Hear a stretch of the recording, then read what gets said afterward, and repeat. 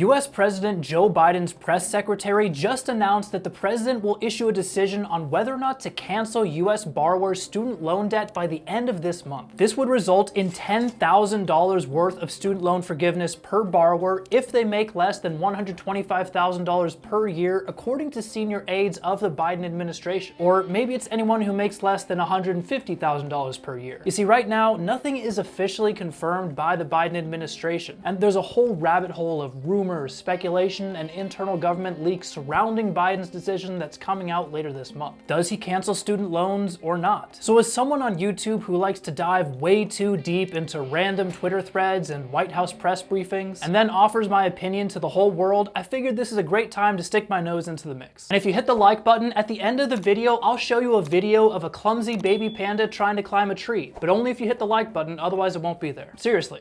Okay, let's get into it. So there's a long history of people speculating that student loans are about to get canceled. And with the total amount owed in student loans crossing $1.7 trillion in 2021 with no signs of stopping, it's no wonder this is getting so much attention, with the average student loan borrower owing nearly $30,000 in debt. Especially considering federal student loans are not easily bankruptable, meaning no matter how far you fall behind on payments, how little money you make, or how much you owe, you cannot get rid of your student loans through bankruptcy without also filing a separate adversary proceeding action, basically showing you face undue hardship from keeping your loans around. This makes it way harder to discharge federal student loans than normal debt, and sometimes you'll continue to get harassing calls from debt collectors even if you do manage to get your debt discharged. Karen Schaefer was a cancer survivor who tried to declare bankruptcy under mounting medical bills and student loans. But when she tried to claim that her previous cancer diagnosis should qualify as undue hardship, the agency reviewing her case did not agree, and she was denied from discharging her student loans, even as she went bankrupt.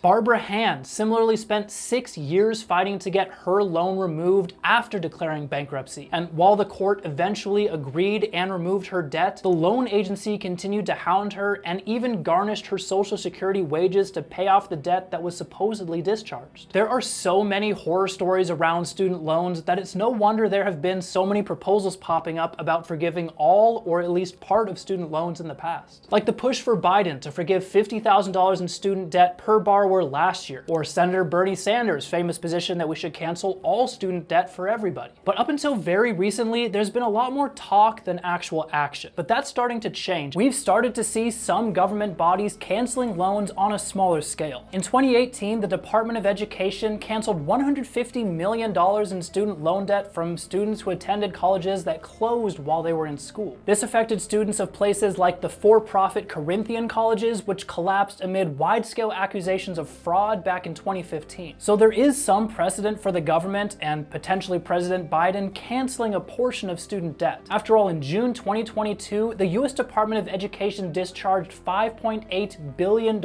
in student loan debt to cover the remaining victims of Corinthian colleges, showing that even wide-scale student loan forgiveness is possible. And in fact, Biden's Vice President Kamala Harris was the lead prosecutor against Corinthian during her time as Attorney General of California. So now we have a population with a growing discontent with student loans, we have a VP who's pushed for loan forgiveness in the past, and we have a president who's already canceled nearly $6 billion in student loans. Sounds like we're good to go, give me my $10,000. But not quite. See, that previous student loan forgiveness was for outright fraud, and as expensive as universities are, they aren't directly ripping students off. Plus, there's the other important question, does the president even have the power to forgive everyone's loans? So a quick caveat, I'm not a lawyer, I don't want to be a lawyer, please don't trust me as your lawyer. But there's been substantial debate over whether or not a US president has the power to discharge student loans. And last year, Biden even commissioned attorneys at the US Department of Education to basically investigate if he did in fact have that power. But the answer to that question isn't very cut and dry. There are two broad categories of loans. There are private student loans, those offered by banks like SoFi, and there are federal student loans offered by the federal government. Federal student loans can and have been forgiven by the government in the past. Both previous President Trump and Biden himself paused payments on federal student loans during the COVID-19 crisis. A pause which is going to end on August 31st, by the way, putting pressure on Biden to make a decision sooner rather than later. But on the other side of the spectrum, private loans are a little more tricky. There are some private student loans which are still backed by the federal government, sometimes called Federal Family Education Loans, or FFELs. And even though that program ended over a decade ago, people still hold these loans that have been made in the past. Then there's the other type of private loans which are completely independent of the federal government, just banks offering loans to college students. And these types of loans are almost certainly not forgivable by the president. Now, luckily, these completely private loans are bankruptable in court, so they're a little bit better than federal loans, but declaring bankruptcy probably isn't most people's first choice, even in a crisis. Now, luckily, private loans only make up around 7% of all student loans, so chances are those aren't weighing as heavily on Biden as the other 92.7% of federal student loans. And these federal student loans are really where the president has some wiggle room to do something. After all, he's already paused payments on them. And the reason he's able to do this is because of the Higher Education Act. The Higher Education Act is a pretty sweeping statute that governs pretty much all of the federal aid system. And it gives the president very broad powers to, quote, compromise, waive, or release a borrower's student debt obligations on federal student loans. And yet there's still some concern from within the Department of Education that it might not be legal to cancel student loans, with attorneys in the department arguing that, quote, mass student loan forgiveness would be contrary to what Congress intended. And even Biden himself has expressed doubt that he can cancel student loans through executive action alone, which at first seems to put a pretty big damper on the whole canceling loans discussion. But there might still be a way for Biden to do something. While some attorneys for the Department of Education oppose the idea of Biden canceling student loans with a wave of his hand, that same department was revealed in a memo that was leaked to Politico to already have a plan in place if Biden decides to declare an executive order. So either they're hedging their bets, or some people in the department think that this is actually going to happen, and soon. So here's how the plan would play out if Biden were to issue an order to forgive $10,000 each for any borrowers making less than $150,000 per year. Over the first several months, millions of borrowers would automatically have their debt balances dropped overnight. This would be based on whether or not the Department of Education already has information on their income. Now, for everyone else, they would apply through a form on studentaid.gov and then self-certify that they don't make more than $150,000 and they qualify for relief. And after jumping through some anti-fraud hoops, people would basically get a check in the mail for their loans. But what's most interesting about this plan is it assumes Biden will forgive both federal student loans as well as certain private student loans. Federally backed private loans like the Federal Family Education Loans we mentioned earlier are part of their plan. The Biden administration would then remove any black marks on your credit score caused by missed student loan payments in the past, thereby releasing a huge amount of pressure on anyone who struggled to make payments in their past. Now, when I read these plans, it sounded to me like Biden's decision was already a done deal, but the Education Department was quick to say that these plans don't reflect any inside knowledge of the White House's actual plans. So it's not really a leak, but realistically, there must at least be some talk among senior leadership around what student loan forgiveness would look like. And I'm sure that the department is planning around the most likely outcomes that Biden would push for. Honestly, the more I look into this, the more it seems like everyone is kind of on the same page with forgiving the $10,000. It's really just a question of, is it legal? So if Biden does decide to forgive $10,000 in student loans per borrower, we would see around $320 billion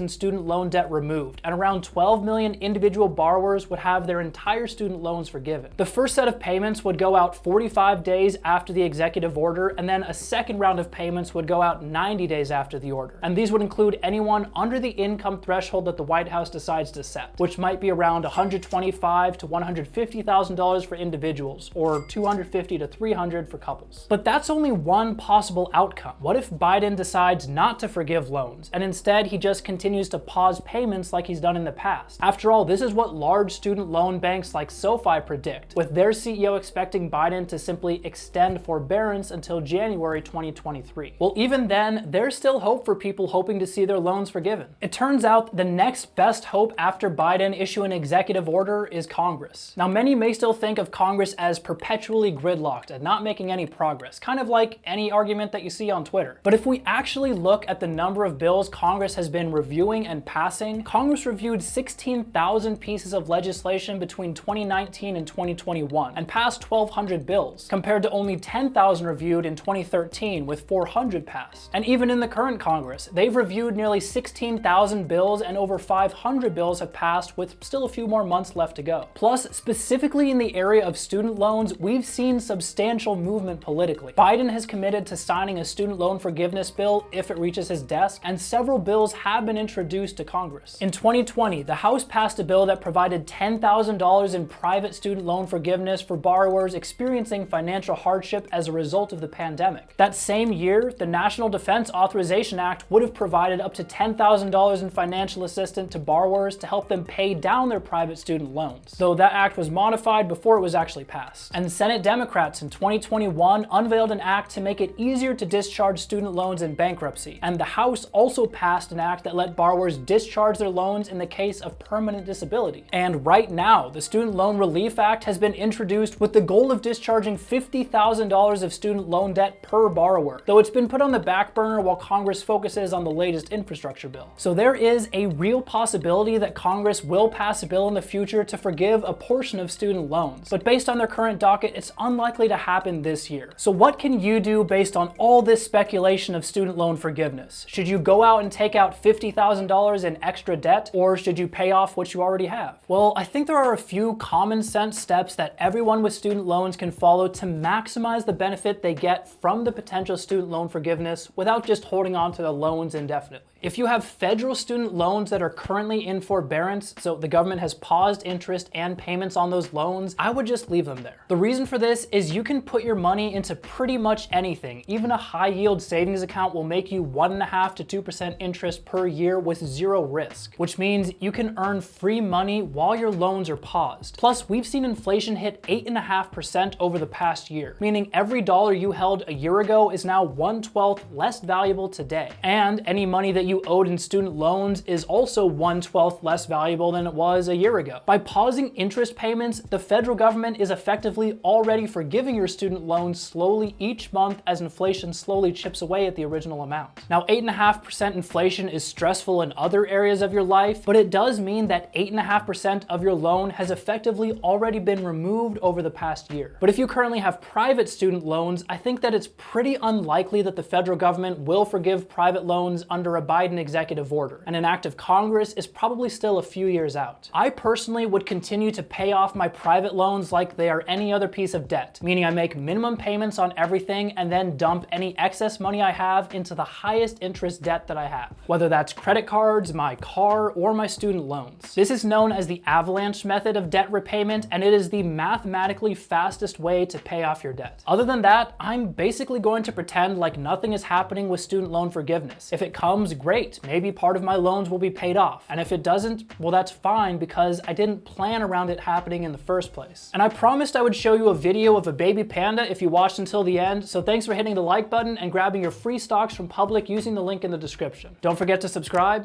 and I'll see you next time.